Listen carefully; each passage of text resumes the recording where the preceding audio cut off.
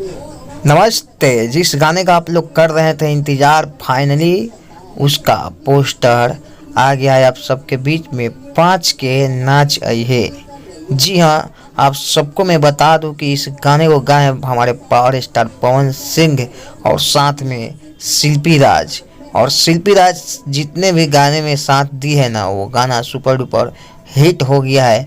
और हमको लगता है ना, यह गाना जब आएगा ना, कमिंग सून में अभी पोस्टर है। गाने को मैं बता दूं कि आशुतोष तिवारी जी लिखे हैं, डिम्पल सिंह जी डांस किए हुए पवन सिंह के साथ में।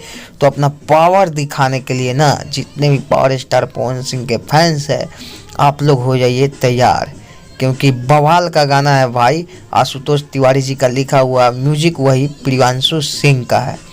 तो आप सबके पावर दिखाने का टाइम आ चुका है। कमिंग सून में अभी पोस्टर है, जैसे ही रिलीजिंग डेट आता है आप सबके बीच में मैं बताने का कोशिश करूंगा। तो चैनल को सब्सक्राइब करके बेल घंटा को ऑल पर क्लिक कर दीजिएगा, ताकि हर एक अपडेट आप तक जाता रहे। चलिए मिलता है नेक्स्ट वीडियो में, तब तक के लिए बाय। जय भोजपुरी।